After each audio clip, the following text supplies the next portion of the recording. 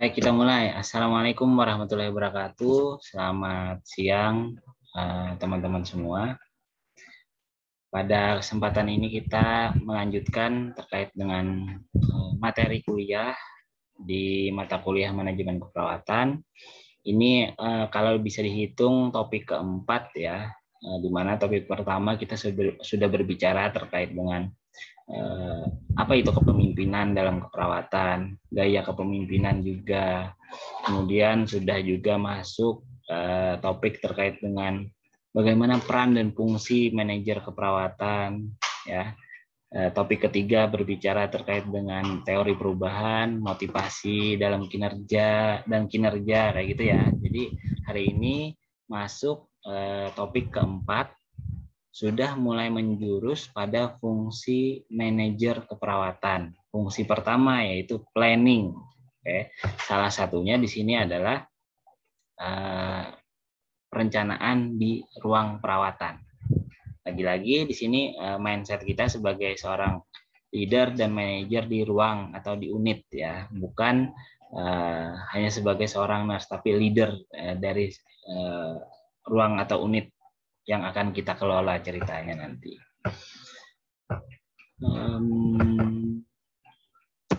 Kita masuk ke overview dulu ya.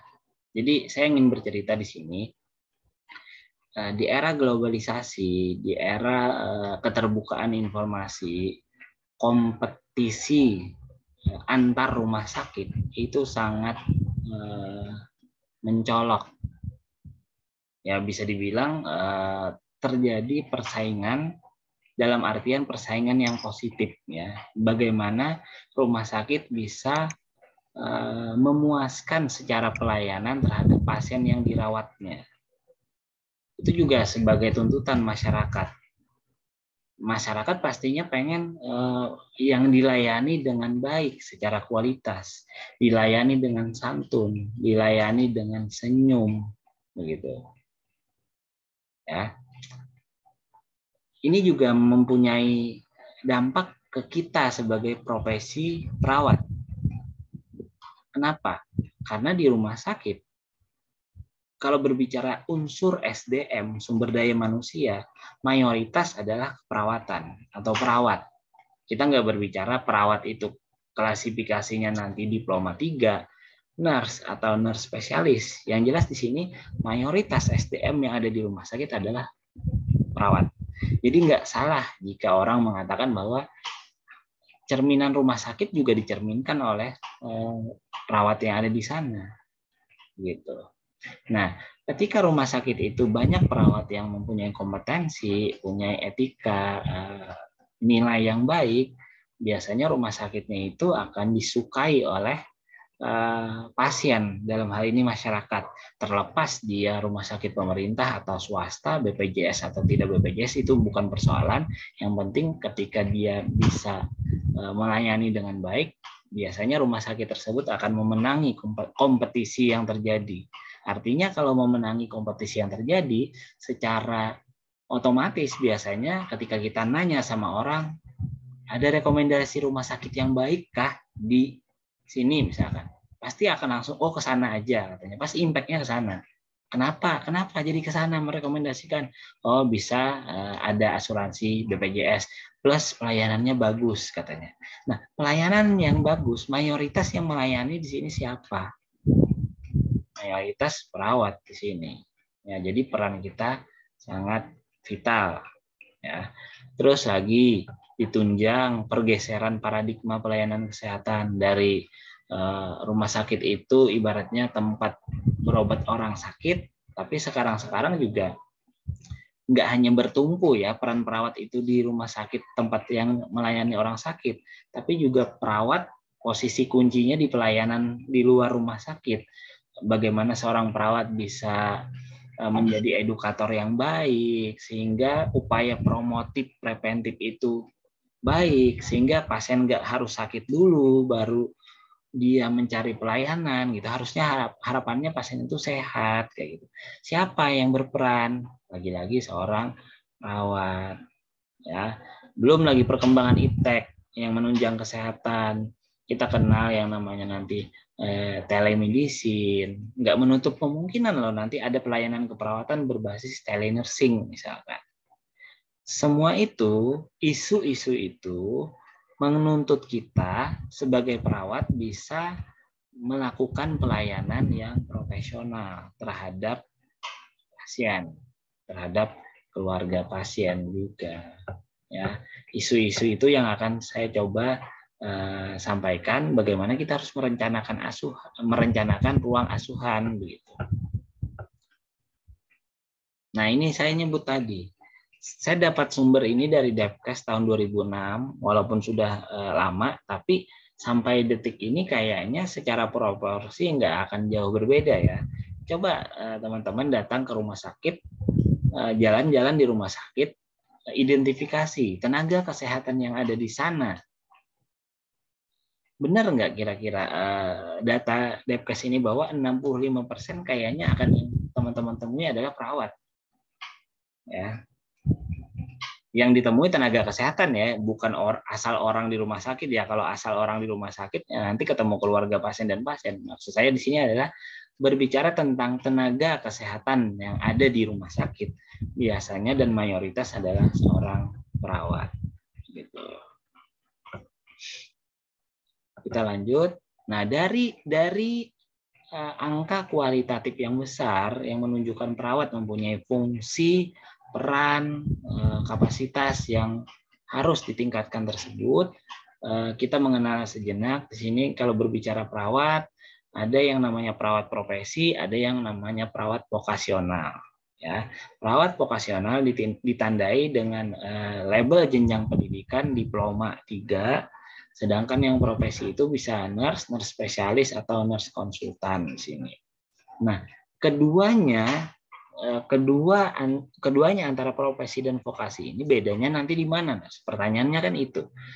Pasien melihat kita yang berseragam putih atau ya putih ya secara umum kayak gitu. Walaupun ada rumah sakit yang berseragam hijau, ungu dan lain-lain, tapi mayoritas seragam putih seorang perawat itu. Bedanya nanti di mana antara perawat profesi dan perawat vokasi? Bedanya itu di kompetensi perawat, teman-teman. Itu satunya. 2, profesionalitasnya. 3, dasar pendidikan profesinya jelas. Kalau dasar pendidikan kan kelihatan dari ijazah, ya. Batas kewenangan kaitannya dengan kompetensi. Di mana seorang nurse nanti secara kewenangan itu akan lebih luas. Ya, kalau berbicara asuhan ya, seorang nurse itu dari mengkaji, mengasesmen, sampai mengevaluasi dia bisa secara kewenangan. Kalau teman-teman yang vokasi, titik beratnya bukan di pengkajian dan di penegakan nursing diagnosis, tapi dia diimplementasi dan dievaluasi, serta mengambil data di pengkajian. Ini juga kalimat ini juga saya sadurkan ke Permenpan ya, Peraturan Menteri Pemberdayaan Aparatur Negara. Jika teman-teman nanti mengenal ini kaitannya dengan jabatan teman-teman selaku ASN, akan ada kaitannya tentang jabatan fungsional perawat. Ya, di mana seorang perawat yang masih di diploma 3 itu nggak mempunyai titik tekan di penegakan nursing diagnosis. Makanya teman-teman ketika berkuliah di program studi keperawatan, sarjana lanjut nurse, titik tekannya itu seorang nurse itu harus bisa menegakkan nursing diagnosis berdasarkan tingkat akurasi yang baik. Ya, artinya kan asesmennya harus benar kalau menegakkan diagnosis keperawatan gitu. Titik tekannya itu di situ, kemampuan seorang nurse itu. Ya, ini yang harus dipahami oleh teman-teman. Bedanya antara vokasi dan profesi. Nah, kaitannya nanti dengan posisi teman-teman sebagai kepala ruang atau kepala unit. Saya tekankan di awal, kita sebagai kepala ruang nggak mungkin bisa menghendaki semua karyawanku yang di bawahku ini, stafku ini adalah seorang nurse semua. Enggak. Pasti akan ada campuran. Berapa persen yang diploma 3, berapa persen yang sudah nurse. Nah, nanti bagaimana teman-teman memetakannya? Pemilihan metode penugasan, metode pelayanan ke pasien itu gimana? Biar terjadi mix and match antara dua klasifikasi perawat ini. Itu yang harus dipunyai oleh seorang kepala ruang. Dan dia harus memahami bahwa tingkat pendidikan nurse kewenangannya segini. Tingkat pendidikan vokasi kewenangannya segini. Ini yang harus bisa mencampurkan biar pelayanan itu baik dijalankan. Di penjadwalan dinas nanti akan dijelaskan juga bagaimana seorang kepala ruang dalam menyusun jadwal dinas, sip pagi, siang, malam kita tahu ya, pagi, siang, malam kita sip dinas, sip pagi nggak bisa cuman nurse semua atau D3 semua, nggak bisa, harus dicampur. Berdasarkan apa? Nanti berdasarkan kewenangan, berdasarkan kompetensi, nanti akan dibahas ya untuk di penjadwalan dinas. Karena penjadwalan dinas salah satu tugas utama sebagai seorang kepala ruang juga. Ya, nanti belajar di pengorganisasian kalau saya nggak salah. Ini kan masih di planning ya. Oke, lanjut. Nah ini saya bilang tadi, berbicara tentang pelayanan kesehatan, tarik lagi pelayanan rumah sakit, pelayanan keperawatan itu mayoritas. Kenapa? Kenapa menjadi posisi kunci? Kita tahu 24 jam perawat ada di ruangan, walaupun akan ada 3 shift. Tapi ya tetap aja 24 jam nungguin pasien, melayani pasien. 7 hari dalam seminggu, nggak ada istilah perawat itu libur di hari Minggu. Ya, kayak orang kantoran, nggak ada. Tapi kan sesuai penjadwalan dinas, kadang ada kita yang harus kerja di hari Minggu. Tapi ada juga yang akan libur di hari Minggu sesuai dengan alur pola penjadwalan dinas yang dibikin teman-teman kepala ruang. Nah, yang menjadi pengingat juga waktu pelaksanaan pembuatan jadwal dinas, kita harus adil kepada teman-teman yang lain. Jangan karena konflik of interest, si A selalu dijadwalkan libur dinasnya hari Minggu. Misalkan, harus adil. Jangan si A terus dia akan menikmati weekend. Ya sekali-kali dia juga liburnya di hari Senin, biar minggunya dinas, kayak gitu loh maksudnya. Ya, itu harus adil sebagai seorang kepala ruang. Kenapa? Karena ini kaitannya dengan motivasi kerja rekan-rekan. Karena dia mungkin aja loh nanti teman-teman yang lainnya jenuh. Loh, kok aku nggak pernah ngerasain ya jadwal dinasku libur di hari Minggu. Itu kan akan menekan motivasi dia untuk bekerja. Kecenderungan kecenderungan untuk iri terhadap perawat yang lain juga akan muncul. Ada konflik macam-macam kalau kita nggak adil dalam menyusun jadwal dinas sebagai contoh kecil. Ya, perawat punya karyawan lebih dari 60%, artinya banyak nih tenaganya, anggarannya untuk penggajian macam-macam itu pasti juga akan besar. Pelayanan kuratif, rehabilitatif di rumah sakit, juga ada pelayanan komplementer atau penunjang harus kita perhatikan ya. Kalau tentang konstan, berkesinambungan, koordinatif, advokatif ini maksudnya adalah fungsi sebagai kepala ruang harus berkoordinasi selalu, berkesinambungan artinya kontinuitasnya terjaga, kayak konstan juga, konstan artinya kan terus menerus. Advokatif misalkan ada staf kita yang mengalami suatu permasalahan dengan pasien, konflik dikit-dikit, kita sebagai kepala ruang harus bisa mengadvokasi, melerai atau mencari titik tengahnya, ada apa ini. Gunanya, lagi-lagi gunanya untuk cerminan ruang perawatan kita, gunanya juga untuk cerminan rumah sakit kita. Takutnya gini loh, promosi mode to mode, tapi yang negatif terhadap rumah sakit kita itu bahaya. Misalkan nih satu pasien konflik dengan satu perawat, tapi panderannya itu atau omongannya itu, wah rumah sakit itu nggak baik gara-gara perawatnya judes misalkan. Padahal yang judes cuma satu. Tapi kalau itu nggak dilerai, nggak diselesaikan, satu rumah sakit akan tercemar secara nama baik. Jadi tugas teman-teman sebagai kepala ruang harus juga koordinatif, advokatif terhadap kondisi-kondisi tertentu. Ya.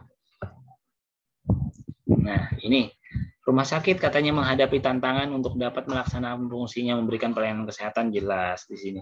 Ujung-ujungnya di sini adalah pelayanan keperawatan perlu dikelola secara profesional yang dapat memberikan kontribusi terhadap citra rumah sakit. Saya jelaskan dari awal tadi bahwa cerminan satu orang perawat akan mencerminkan bagaimana pelayanan keperawatan secara umum.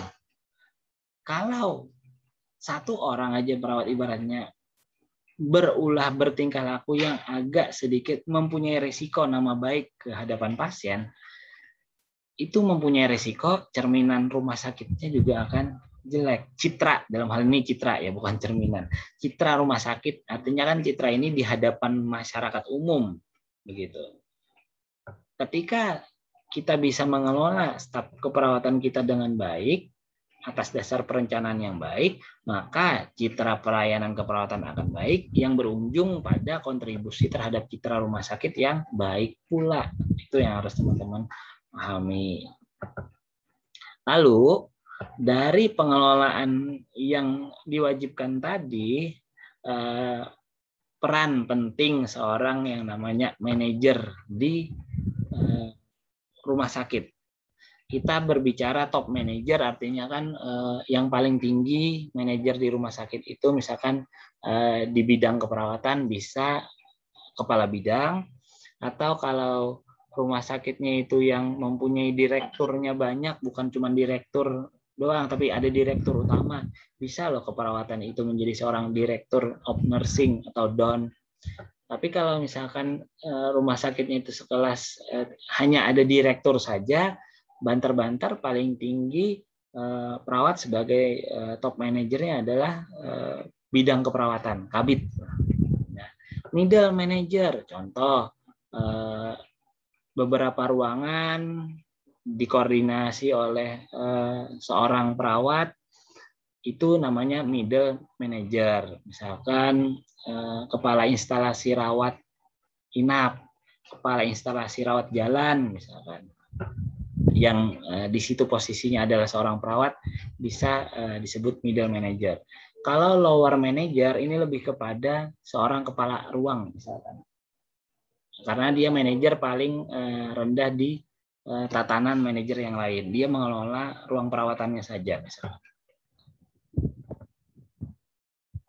Nah, sampai kepada sebelum sampai sini, sebelum saya menjelaskan tentang kepala ruang, ada yang mau didiskusikan nggak dulu tentang yang sudah saya jelaskan tadi? Ada? Nggak ada? Oke, terus dulu ya. Kita ingat tadi ada top manager, middle manager, lower manager atau manager paling dasar. Dalam hal ini kita berbicara seorang kepala ruang. Kepala ruang juga seorang manajer loh teman-teman. Manajer siapa? Manajer kekawanannya yang ada di ruangan, staf perawat, gitu. Itu contohnya. Nah, apa aja yang perlu dilakukan oleh kepala ruang? Mengelola SDM, mengelola sarana prasarana, pembiayaan, anggaran, sistem informasi, itu yang harus dia kelola. Namun yang paling berat, bukan paling berat ya, paling besar effortnya untuk mengelola adalah mengelola SDM. Karena apa? Jika SDM ini kan makhluk hidup, setiap makhluk hidup, setiap perawat punya kepala masing-masing, punya pemikiran masing-masing. Kalau tentang sarana prasarana kan yang penting dikondisikan baik, rapi, ya udah clear. Kalau SDM ini mengelola emosi, konflik dan macam-macam, itu yang paling effort kepala ruang paling besar tersedot di pengelolaan SDM. Ya kayak di kelas juga lah, Koti atau ketua kelas, ayo kawan-kawan masukkan ke Zoom misalkan. Ada aja yang kawannya yang terhalang sinyal, terhalang kuota, macam-macamnya. Hanya sesimpel itu kan bisa tercermin kayak gitu mengelola SDM. Ya. Lalu seorang kepala ruang itu harus merencanakan apa sih? Ya, kita pahami dulu yang namanya perencanaan adalah menghubungkan antara harapan dengan kegiatan. Ya, jadi kita kan pengennya apa, lalu kita harus ngapain? Simpelnya, kita lagi lapar, harapan kita kan kenyang. Kegiatannya apa? Tidur atau makan? Itu loh ya maksudnya. berarti kan makan ya. Untuk harapannya kenyang berarti kegiatannya makan. Untuk rasa lapar yang terjadi. Nah, itulah perencanaan. Ya.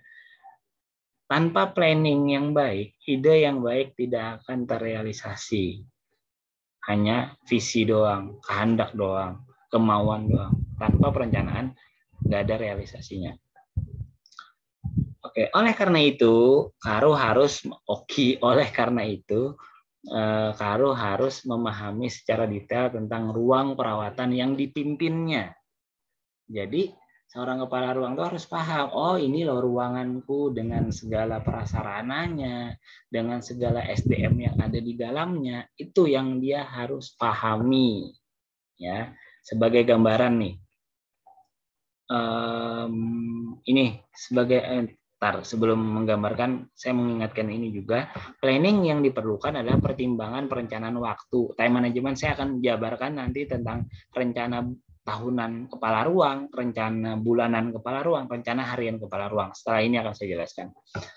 Pekerjaan yang dilakukan melalui tim, artinya ini sekelompok pasien, harapannya gimana? Terasuh dengan baik, main metode tim kah? Misalkan. Banyak metode yang bisa kita gunakan. Perencanaan bagaimana ke depan ruangan perawatanku ini mau gimana pelayanan yang lain yang diberikan kepada pasien lagi, mau diapain nih, mau dikembangkan kemana ruang perawatanku. Ini seorang kepala ruang harus mempunyai visi atau keinginan, ya. Yang perlu dipertimbangkan dalam perencanaan kegiatan adalah jenis kegiatan, alokasi sumber yang tersedia, dana, timing, deadline-nya kapan. Contoh, kita pernah berbicara tentang misalkan keinginan kepala ruang untuk menjadikan SDM yang ada di ruangannya sebagai seorang nurse. Karena detik ini misalkan masih separuh yang diploma 3. Dia pengen menyekolahkan rekan-rekan stafnya, tapi deadline-nya kapan? Berapa tahun baru bisa mengakselerasikan diri biar jadi nurse semua. Itu harus konkret. Misalkan nih, dalam 5 tahun 10 karyawanku yang D3 mau jadi nurse dalam 5 tahun. Artinya kan deadline-nya tiap tahun sekolahkan 2 misalkan. Carikan alokasi sumber dana untuk memfasilitasi, ya. Itu contoh-contohnya. Nah, saya ke sini. Saya bilang tadi di awal ada tentang perencanaan waktu. Terbagi menjadi jangka panjang, jangka menengah, sama jangka pendek. Ya. Itu sesuai dengan teorinya Marquis sama Hastan. Nah, perlu yang teman-teman pahami juga, kita hari ini berbicara tentang planning. Planning merupakan salah satu fungsi dari seorang manajer. Ya, fungsi awal dari seorang manajer. Seorang manajer atau kepala ruang harus memahami bahwa ruangan bangsalnya, ini contoh nih, gambar bangsal bed ya. Ini adalah cerminan dari bintang-bintang yang saya lingkari ini susunan bed ceritanya. Kemudian yang saya lingkari ini juga ada tentang nurse station-nya. Ini ibaratnya kita menganalogikan lah. Ruang perawatan yang saya pimpin sebenarnya hanya sebagian kecil dari unsur ruangan yang ada di rumah sakit. Ya, di ruang saya pun terdapat banyak prasarana, bed, horden, spray, macam-macam yang seperti digambar. Kemudian ada nurse station-nya juga, tempat saya dan staf saya berdiskusi di situ, melakukan timbang terima dan lain-lain di situ nanti. Kemudian seorang kepala ruang harus mengenal nanti yang namanya 6M, dari man, material, method, money, marketing, mesin. Ini harus ditinjau. Oh, bagaimana tentang SDM-ku? Berarti masuk man. Oh, bagaimana tentang material atau sarana prasarana? Masuk di material.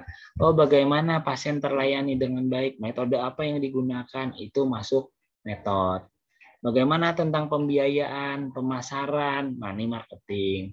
Bagaimana tentang mesin? Ini tentang standar prosedur, panduan, apa yang melandasi lah kebijakan-kebijakan itu ada di mesin. Seorang kepala ruang harus memahami tentang itu, ya.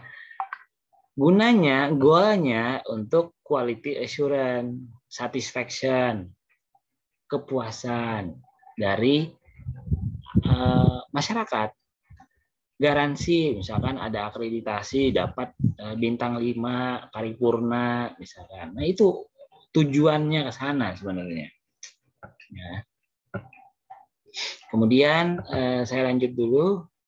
Nih, misalkan nih, sebagai seorang kepala ruang, kita harus mempunyai visi, misi, filosofi, dan kebijakan. Saya ada ngambilkan contoh visi, misi, filosofi, dan kebijakan dari suatu ruangan.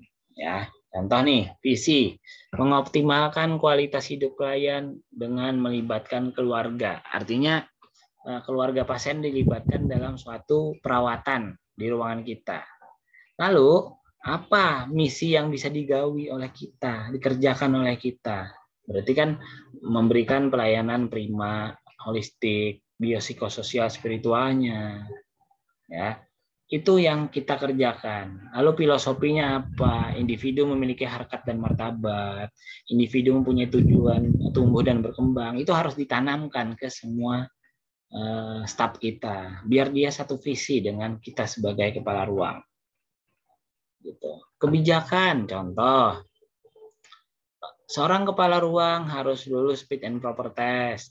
Seorang kepala ruang harus tersertifikasi manajemen bangsal. Sudahkah Anda sebagai kepala ruang mempunyai sertifikasi manajemen bangsal? Kalau belum, artinya individu Anda semua sebagai kepala ruang harus mengikuti pelatihan manajemen bangsal. Karena di situ diajari gimana mengelola asuhan di ruangan dengan melibatkan semua staf misalkan.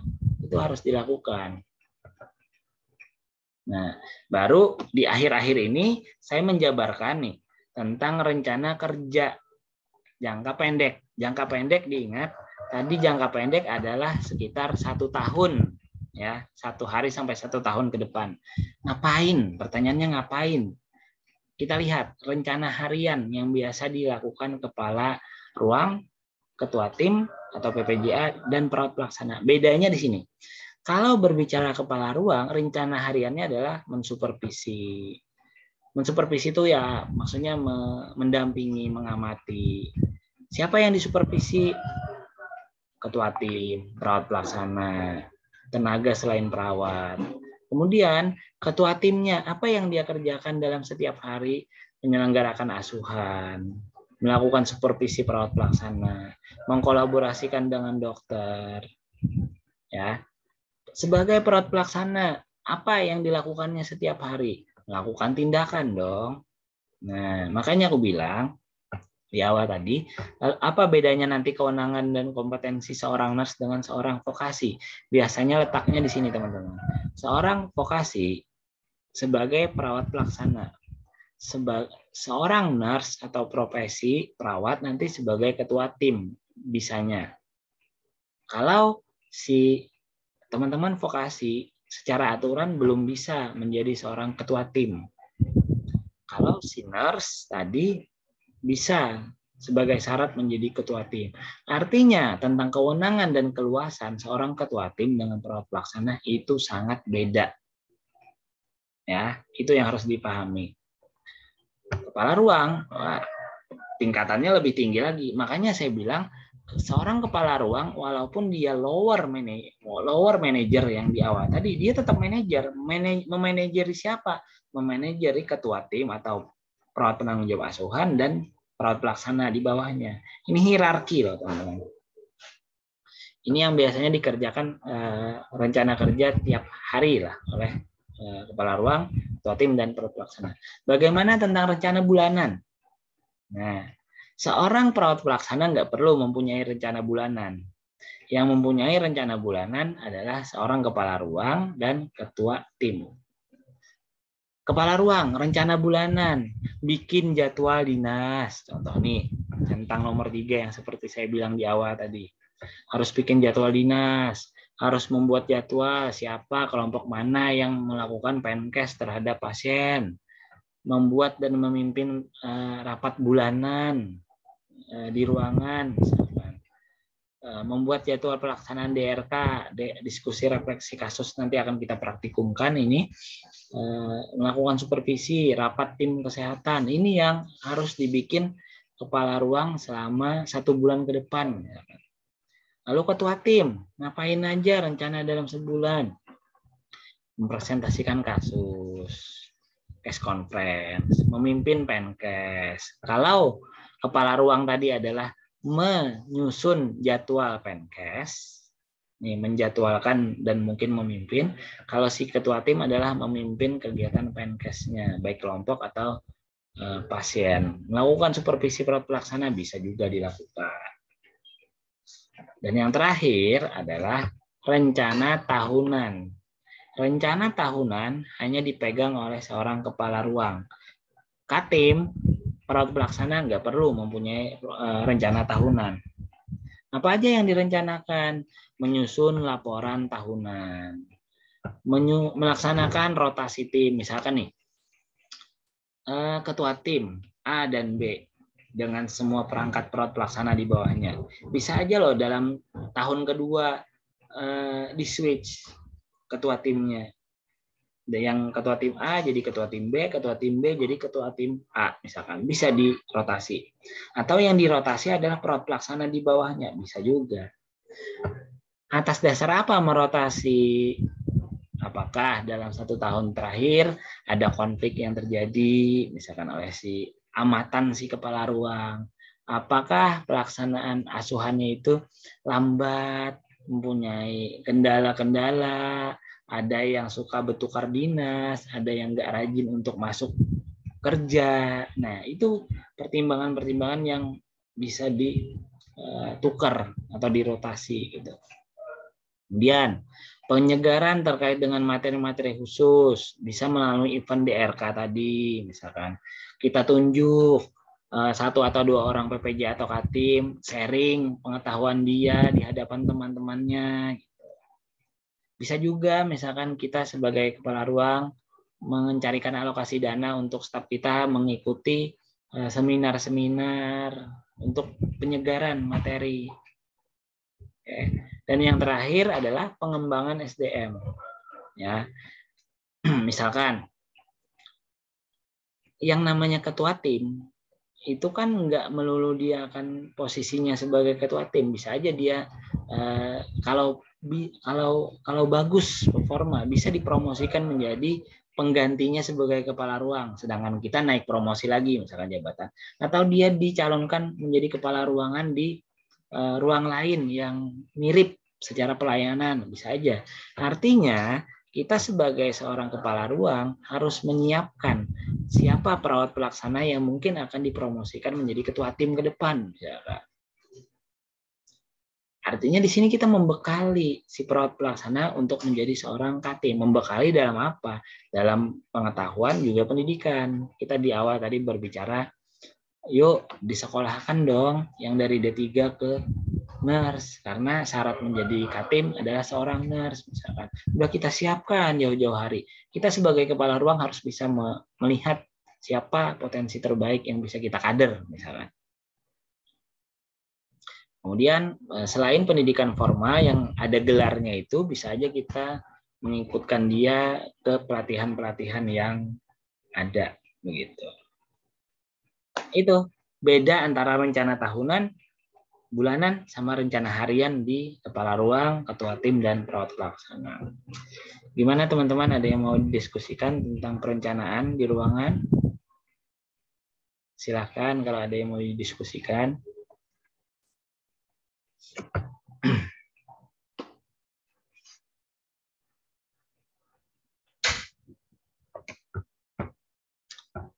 Gimana? Udah ada bayangan belum sebagai seorang leader atau manajer di ruangan itu gimana nantinya? Ini masih dalam perencanaan ya, masih dalam topik perencanaan.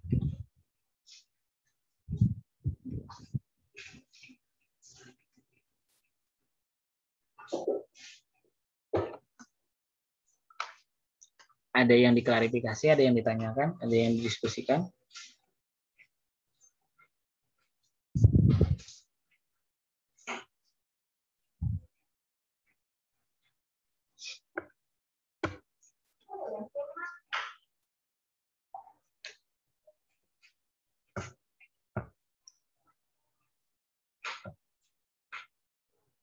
Nggak ada kah? Cukup kah? Masih belum ada, Ners. Mungkin lanjut dulu. Habis, Pik? Materinya habis. Oh, habis kah? Kira ulun masih ada. Topik kita hari ini berbicara tentang perencanaan di ruangan saja. Jadi aku berikan apa ya, macam garis besar ya. Kita sebagai seorang manajer harus punya perencanaan. Dalam hal apa? Banyak tadi, SDM, prasarana, metode yang digunakan. Kalau secara perencanaan waktu tadi terbagi menjadi 3 ya. Harian, bulanan, tahunan gitu.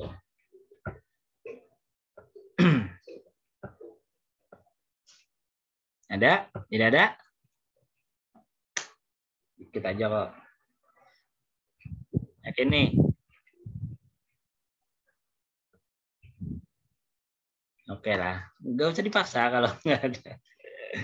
Yang jelas makin ke belakang nanti, ke depan, topik-topik kita itu akan menuntaskan fungsi manajer. Ya. Pertemuan akan datang, kalau nggak salah topiknya tentang perencanaan logistik. Logistik kan artinya prasarana dan lain-lain lah. Kalau hari ini saya fokusnya tentang perencanaan ruangan overview dan perencanaan secara waktu tadi sudah disampaikan. Oke lah, kalau tidak ada pertanyaan yakin nih kita akhiri. Nggak panjang-panjang, yang penting sudah saya sampaikan, teman-teman juga udah mendengarkan. Pesan saya di sini adalah keseluruhan tujuan pendidikan kita adalah mengubah cermin menjadi jendela. Artinya, sebagai seorang kepala ruang, jangan hanya tentang melihat siapa dirinya, tapi harus memahami di depan, di luar jendela itu ada staf yang lain dengan semua karakteristik yang ada, dengan semua kebutuhan yang ada harus diakomodir. Ya, oke. Sekian dari saya, terima kasih atas atensinya. Mudah-mudahan apa yang saya sampaikan hari ini bermanfaat untuk semua. Terima kasih, saya akhiri. Wassalamualaikum warahmatullahi wabarakatuh. Waalaikumsalam.